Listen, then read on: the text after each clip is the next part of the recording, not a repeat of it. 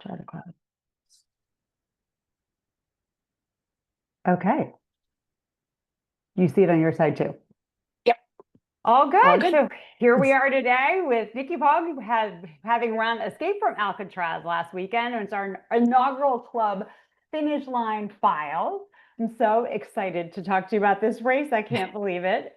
We bumped into each other, what, at Blooming Metric, and we couldn't Blooming stop Metric, talking two about it weeks ahead of ago. time. And now Yeah. you've done it, and you're still living and breathing to talk about it. So, a few bigger Survived. pictures. Exactly. So, what made you actually sign up for the race? So I lived in San Francisco for about 30 years. And I only just moved to Westchester 2 years ago. And so it was it was the epic, legendary hometown race that scared the crap out of me my entire life. And I was always so awed by people who would even attempt it. And, as I got closer to, getting to the place in my Ironman career where I thought that I could do it, I signed up for the lottery, Yep. foolishly thinking that lottery meant that it was free. Oh no. No, definitely not. No. No, it's like to the tune of $900. So I gulped after, and I was accepted by the lottery. And then I realized I would have to actually do this thing. So, I think it's all about doing something that scares you, right? Yeah. Like, it's so intimidating watching, if you just watching the boat start, the jump, as 2,000 people are jumping off of a boat, perfectly good boat, into the water. It is. So it's, I thought let's do something scary. Right. So you are new to Rye Tri Club about a year or two, am I right? A year ago. Yeah, Year ago, but not new to the sport of triathlon. You were at San Francisco's Golden Gate Triathlon Club for how that's right. long? I started racing in 2021. Oh, So in the middle of the pandemic. So that's a yeah, well, really tail end. unusual. I might have that wrong. I think it was 2022. 2022. Sorry. Okay. Yeah, and I started with an ollie and then another ollie, and then I thought, let's do a half. Why not? How hard could it be? And then somehow you got to this beast of a race, which we'll describe in a few Right. minutes. But you had a coach, you changed your coach. And this year it sounds like you have like a banner year planned. Was there anything that kind of The kicked off this? Is it just keep on scaring yourself, find the next challenge, or was there something more behind that? So I had everything sort of crescendoing throughout the year. So the first was running a half marathon and the New York City half. Then I did the Leatherman's Loop, which is that crazy, muddy run here in Pound Ridge. And then slowly I'm building my way up to doing my first full in October in at Ironman California, with a little 70.3 little one sprinkled in July out in Oregon. So the whole idea was kind of like to build the year, and build my endurance and courage and all of that. I love it. So your building year you kicked off with Escape from Alcatraz. Basically, right? Right. That's a good kickoff. Okay, so 2 seconds. Let's just talk about the basics of the race course and context to give the audience a sense of Yeah. what it is. So it's a 44-year-old race. It was created with the goal to equalize all three legs. So the idea of that race when it was founded was to have the swim and the bike and the run all equal instead of like a triathlon when the swim is a lot shorter, right? Which is kind of interesting. So the course itself sounds simple enough. It's a mile and a half swim, it's an 18-mile bike, and an 8-mile run. But let's talk about what that really is. So the swim, how cold was it this year? 56. A Oh, balmy 56. so you had what, the booties, the I cap? did do booties. I had the Yep. thermal cap. I opted not to use gloves because I did a practice swim 3 weeks before the race, just to prove to myself that I actually could swim across the bay. And I found that gloves just made me feel sort of sluggish and clunky. So I opted to ditch the gloves. But the booties were, you don't kick that much, right? Your feet aren't Right. really used. So the booties actually were, I think, pretty helpful in the end. I think I Um, had mentioned that I had done this race in 20, maybe 21. I don't remember. I got in before COVID. And then the next time they did it was when I did it. And they moved it from June to August. So it was a lot warmer in the water. But at the time, they weren't allowing people to use the gloves if they wanted, which I didn't really oh, understand. interesting. Yeah. Yeah, no, no, they're permitted now. Yeah, people can Huh. basically, they have to make sure they're not webbed, but they're Yeah. race legal for Yeah. this one. So, Oh, and I should add that in addition to the water being really cold, we were promised this gorgeous sunny day, which the pros had. The T100 race the day before was sunny and bright, not a cloud in the sky, 64 degrees. We had low 50s, howling winds for the entire race. I oh don't think no. the sun never came out even at the post-race festival as you're stuffing your face, like not a lick of sunshine. So it was Oh not what we no. were promised. So when you came out of the water, were you shaking? I mean, the It was transition to the getting, bike? yeah, getting out of, so my serendipity moment happened there. So you're given a swim exit bag and you can put things like running shoes in it because you have to, when you exit the swim, you have a half-mile run to transition, and it's mostly on asphalt, but it's really mean asphalt, like sort of thick, chunky. Yeah. And so you can bring, pair of trainers, water bottle to get your bay beard off. That's a thing. You come out Did of the you do water, you're that? Yes, this, I left oh, mine oh on. yeah. I was really great in the pictures. I Terrible. look like Fred Flintstone coming out of the water. So I had a water bottle and I had this little hand towel. It was about this big. And I ditched I took my wetsuit. They have wetsuit strippers. So you're lying on the ground. People are just like pulling your wetsuit off of you, which That's is great. epic. Yeah. You stuff your wetsuit and your goggles and your swim cap and everything else into the swim exit bag, and then they deliver it to transition for you later. But I kept my towel. And I kept my towel because I wanted to sort of like dry things off as I was running. Mm. And then halfway through the run, I was sick of holding it. So I unzipped my tri suit and I placed it like over the wet sports bra. Oh, And I smart. left it there for the ride. And it was a life changer. Like I'm not sure that I would have survived because the bike was so cold. I mean, like and I was gritting my teeth and my arms were tense for the entire ride because I was just shivering, like trying to get Ah. some warmth. But if I hadn't put that towel in, I'm not Could sure I be a would have new made it. So racing started by it is. Nicki and the team for Alcatraz. Okay, So so just to, that was what I nailed. right. So go back to the course here for a second. So we have the swim is freezing. It's 50-degree temperatures. There are super strong currents, four different currents that I was told, and you have to jump off of a boat into the water to start. So there's really nothing about this that's normal about the swim in any Nothing aspect, right? normal. Yeah. Then It's as the close to like going to battle, right? Like you're envisioning like people jumping like off the plane and parachutes. Like that's how it felt. My favorite part of that is too, 1,500 athletes do this about, and they clear that boat in 8 minutes, which means like what? An athlete is jumping every 3 seconds, and the It's one before is chaos. right there in the water. Absolute chaos. And they sadly did have some injuries this year from that. There were a few people who landed on other On people's top of backs, somebody and that else. was, Yeah. yeah, there were some hospitalizations. So, Oh my gosh, um, that's serious. yeah, I think they're going to have a post-mortem discussion about all that to Well, make sure that they're a little bit safer next year because that was a lot. yeah, 3 people, that's a lot. that's a So, lot. I know. I remember it's like you had to look down and you hoped that like the first one jumped this way, the next one would jump this way, and then the third would go this way, and you could kind of do it, but you couldn't just jump. yeah, yeah, Oh, I'm no, sorry to hear that. That's pretty serious. yeah, The yeah, other it thing was about bad. the swim is because, and I think this is the reason that they have that very, very fast off boat departure, is they have an hour that they block the shipping channel. That's And right. right. So what happens if you don't get your swim done within the hour? So they will come in with either a kayak or a rescue boat, and they will literally say, grab on, and then they reposition you to about 200 yards offshore to make sure that you can finish. So literally no one is disqualified from the swim because they have to get you out of the water, as you say, because they're coordinating with the Coast Guard. They have a deadline they have to make. So, and there were a lot of people, I know people who were in rescue boats and they were fishing people out of the water who just were done, didn't want to complete it. And then quite a few that had As to if get the water took them repositioned. in. Oh God. And the other thing about the swim, so every year they have 3 different positions for the boat. Position A is closest to Alcatraz. Position B is sort of somewhere between Alcatraz and shore, and the position C is closest to shore because the river, which is this really fast current that goes pretty close to shore, was flowing at 3 knots. And when I did my practice swim, it was 1 knot.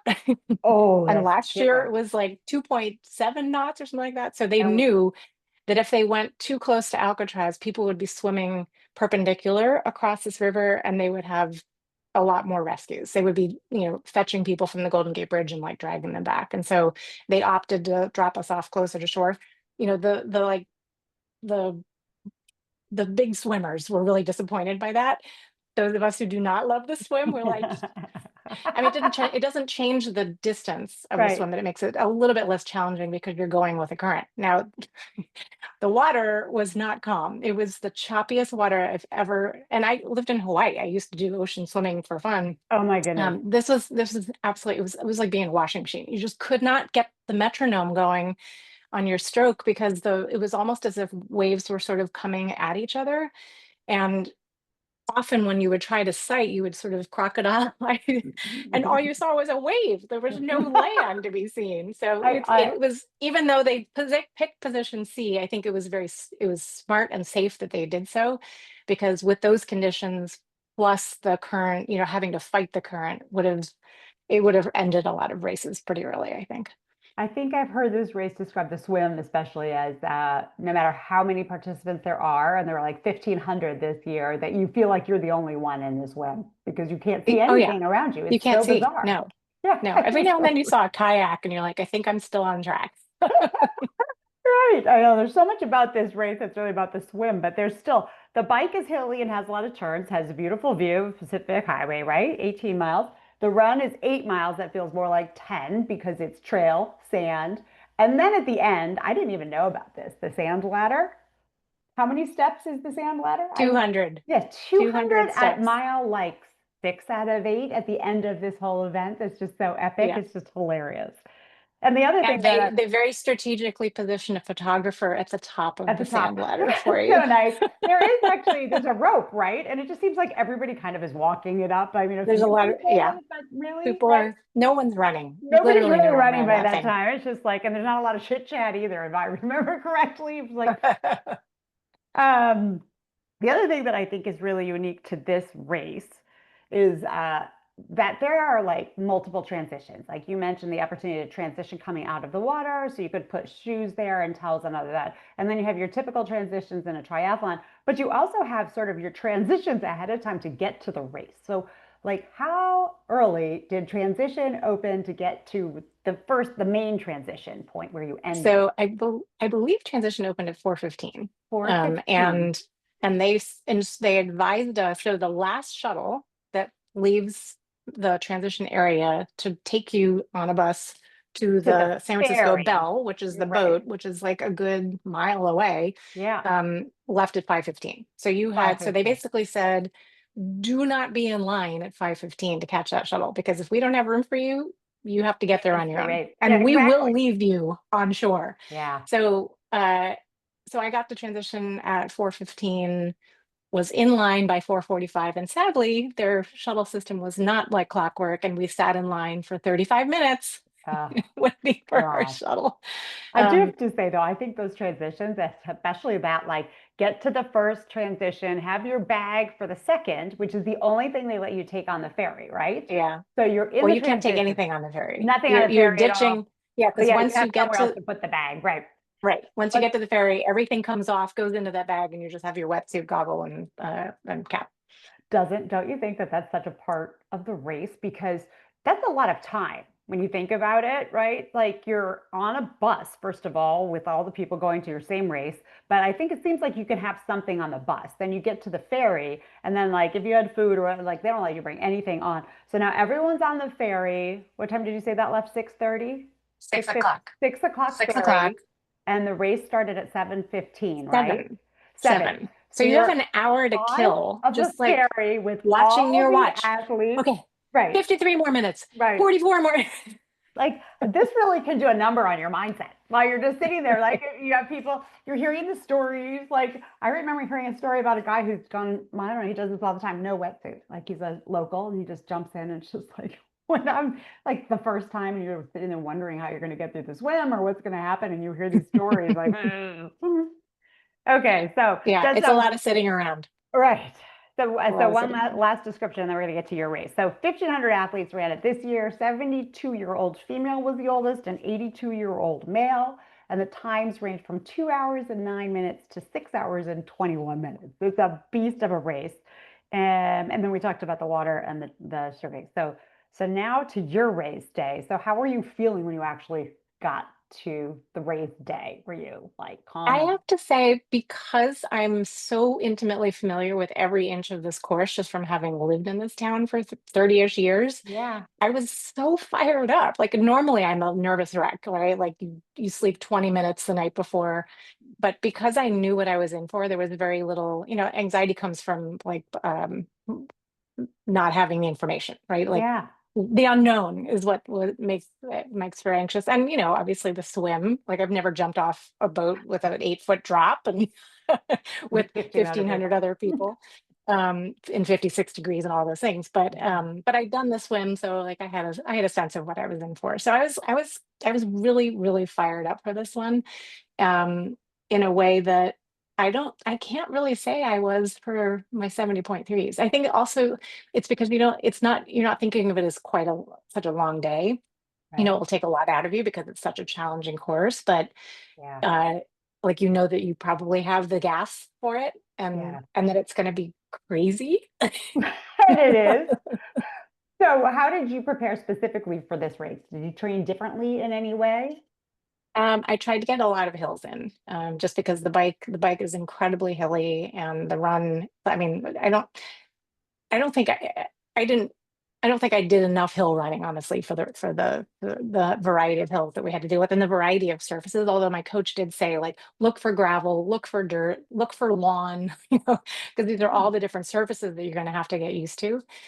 So that was useful, and just making sure that I had like on the trainer when I was doing biking, like I had a lot of hill workouts, like low cadence high power riding. And I think that just building up that strength and just doing a lot of strength for the winter, just making sure that my quads were ready for this. yes. And so, what went right for you on race day? We all focus on what goes wrong, but let's start off with what went right.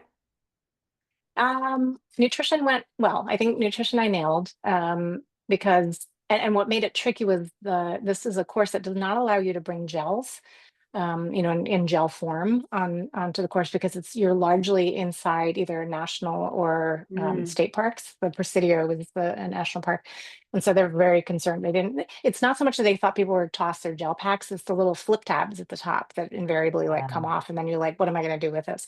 And so you had to make that I had to do a last minute adjustment to go get some scratch chews, and I never use chews, but I knew that you know I wanted to follow the rules.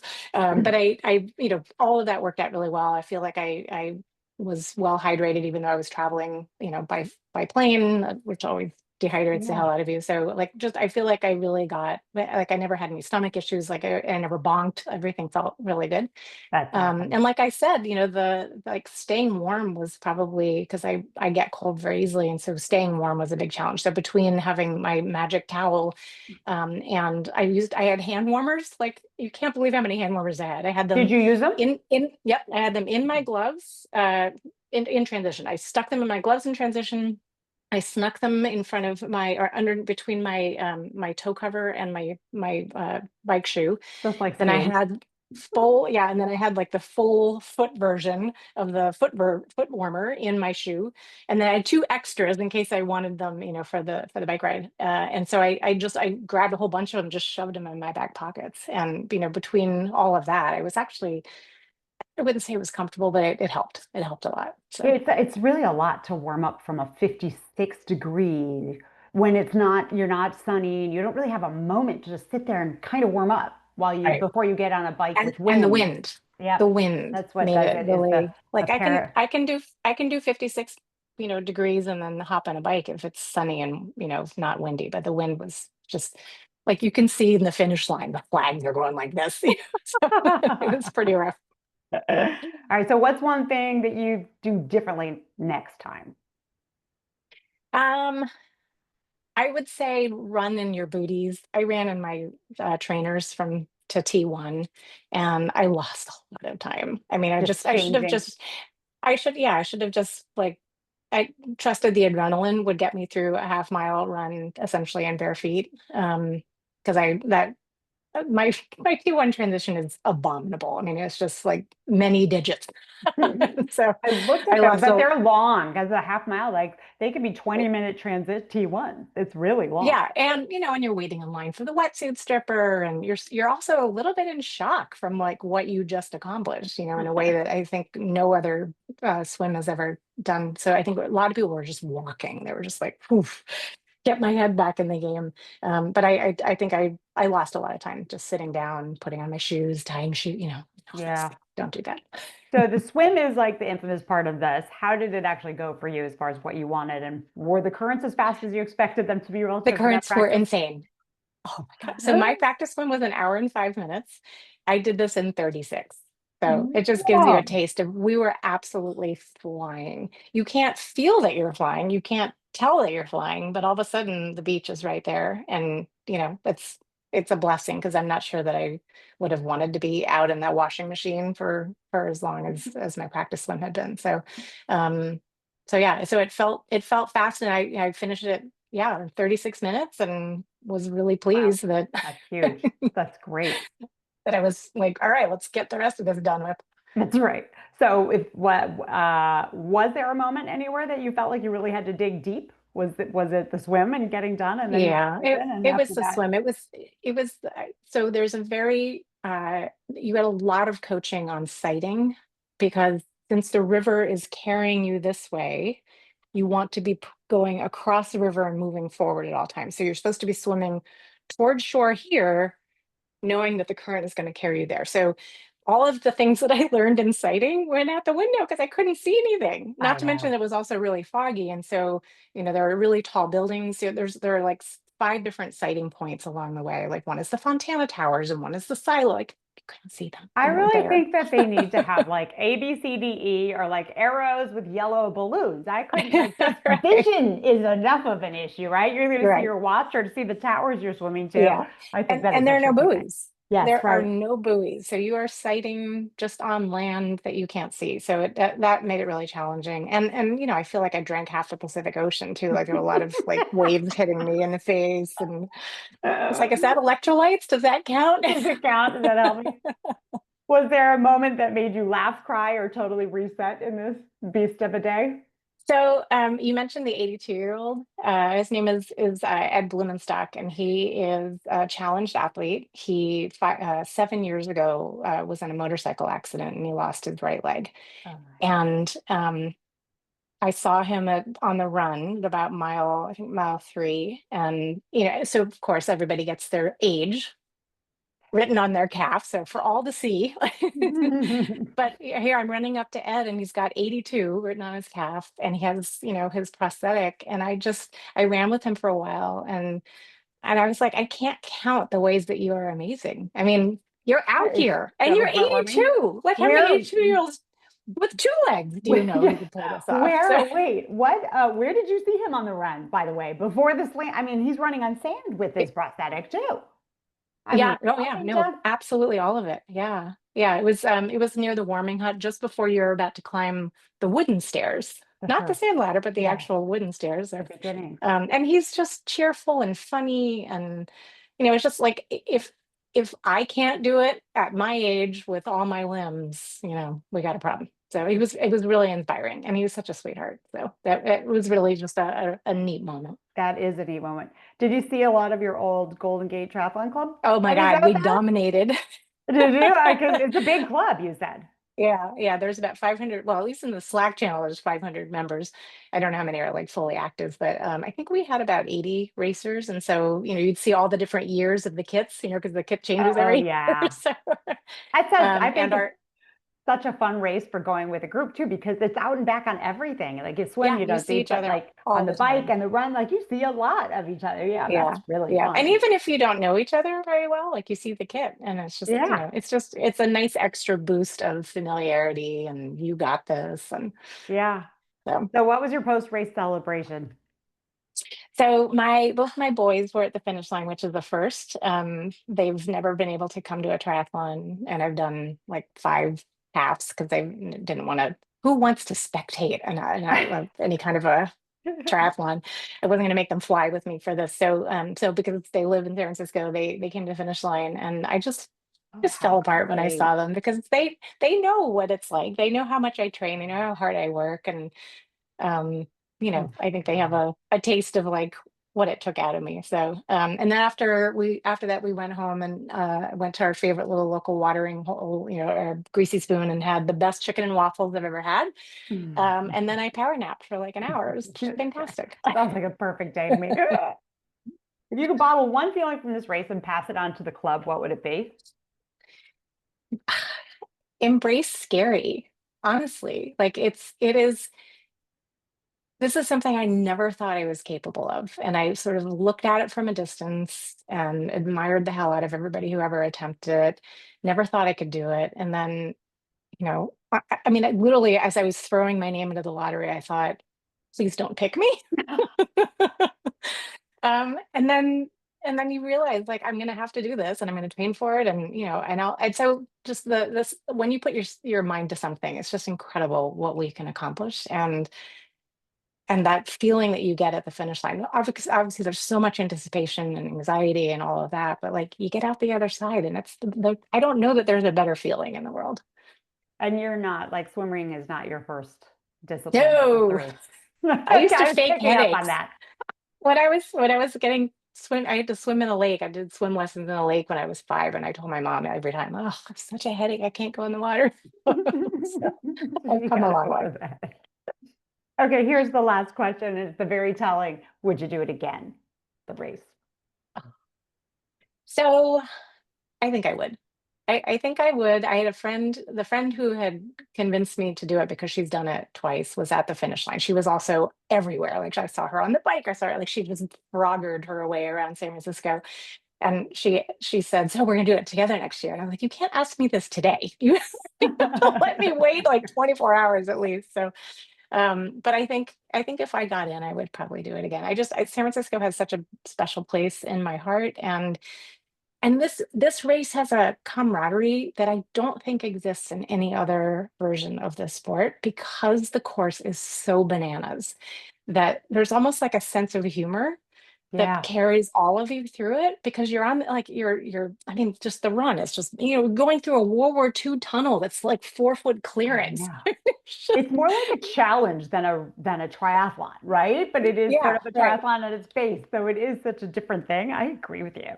Yeah. So it's just there's something like really magical about this race. And I wouldn't be doing it for bragging rights. I'd be doing it for time probably, but also just because there's a really neat spirit to this race that's different, I think, from any other Ironman or others that I've done. So Yeah, I found that that was my experience, but I was in such an unusual place with COVID and coming back from injury, so I yeah. wasn't really sure how much it was landing.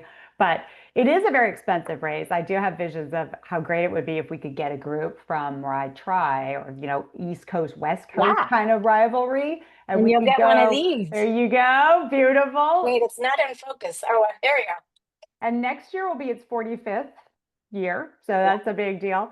And if you like join through fundraising as a group, we could bring the cost down and then use frequent flyer miles and find people to stay with. Like it becomes affordable if you if you Yeah. if you Yeah. you do it the right way in If you advance. get But creative, yes, for and you sure. just have to do that early enough that you have time to train, Yeah. Which we can do. which we can do Fine. exactly. It's June, right? Exactly. So before That's I what let you trainers go, are for. what's your next race? So my next is 70.3 Oregon in the end of July, unless I sneak like a little thing in Yep. between. And then So your full is October. That's like is the big October. thing for you. Great. Yeah, Well, thank I'm you so terrified. So much if for anybody has advice, oh, well, I'm you sure know, that you will get a lot of that here. Which race is it in it's in Texas, it's California. Ironman California, which is up in California. Sacramento. Okay. It's a river swim, flat bike, flat run. So I took the easy route. Oh, I find those more challenging, the flat, actually. That's But I true because haven't done a full. you don't get the coasting. I just do better on the hills. I don't know why. Nikki, thank you so much for sharing your story with us. I think it's fantastic. My It's so pleasure. inspiring, and I just loved hearing every aspect of it. So, wish you best in your next race and look forward to Thank seeing you. you at our upcoming outdoor water swims when we kick them off in a week. Yes, let's do it. Yes, And exactly. please, like you guys think about this race. It's epic. It's just epic. Yeah, it really is. Okay. There. I think I ended the recording. No, I didn't. Stop recording.